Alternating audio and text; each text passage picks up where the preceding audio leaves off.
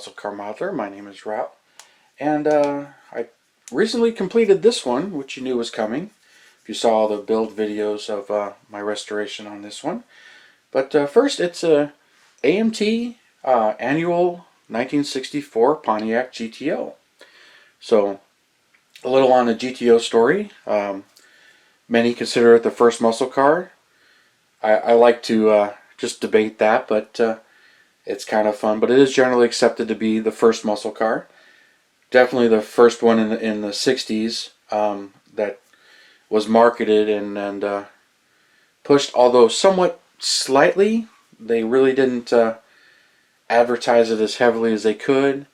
But a little of the story, the GTO is not a separate model. It is an option package on the Le Mans, which came standard with the 326 engine, or that was the biggest engine you can get into it.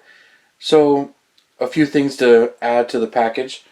For a whopping $295, you upgraded to the GTO package, and you got this look. You got the hood with the hood scoops, and a special GTO badging, and a few other things. But the main thing that snuck in was the 389 cubic inch engine, which GM had a limit at the time for their intermediates for 330 cubic inches, so they were limited to those. So it just kind of snuck through, and the 389 made 325 horsepower and was available with a 3-speed manual, a 4-speed manual, which was an extra cost option, or the 2-speed Power Glide automatic. There was no 3-speed in 64, it was just a 2-speed automatic. So a good number of them are actually sticks, and a lot of people did step up to the 4-speed. But I mean, what a bargain. For just under $300, you stepped up to the bigger engine. And it was credited for John DeLorean was one of the major contributors to this car and this package. He believed there was a market for it. Jim Wagner's head of Pontiac really liked the idea of a performance model, but they kept it sedate, and they really didn't think there was much of a market for it. They actually thought they were only going to produce about 5,000. So they were just not really thinking that it was going to take off or how it was going to go. But with some of the extra cost options on there, it can easily turn into a $4,500 car. Beautiful car. It's a 1-year only body style. 65, they did a lot of changes to it. So it makes it a bit challenging to restore one, because a lot of the stuff is 1 year only. But it's a beautiful car, and like I said, often considered one of the first muscle cars, or the first muscle car.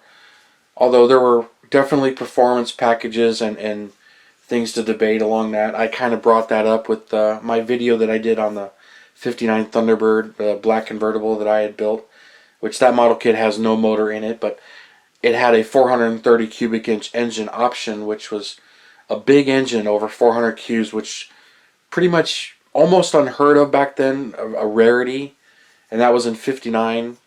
Another one of my favorites to debate the muscle car thing is the 55 Chrysler 300, which is technically the C300, which meant coupe, and the 300 meant 300 horsepower, and it came with the Hemi engine.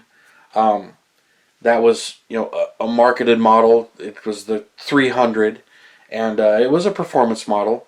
Another beautiful car, but mid-50s. And then even Studebaker came out with a supercharged little motor, which I think was a 327 cubic inch supercharged, their R motors.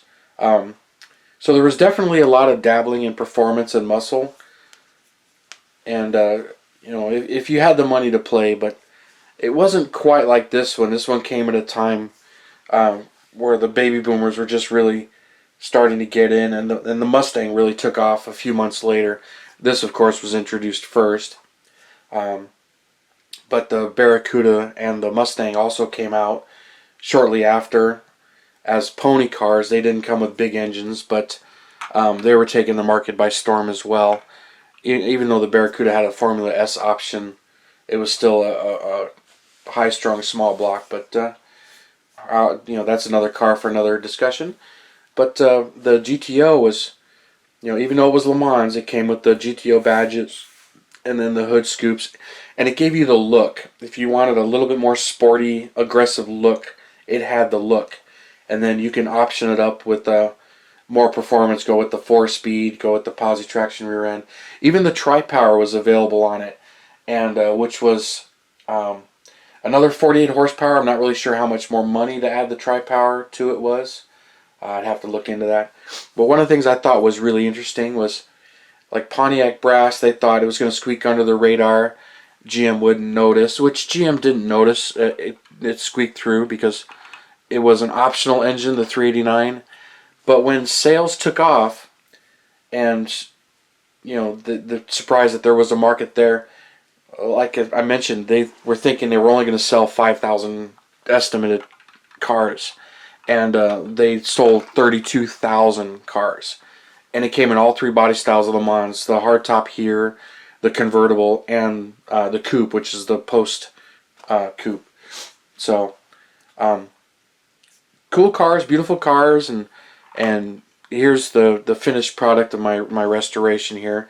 Like I said, this is the actual annual 64 GTO by AMT.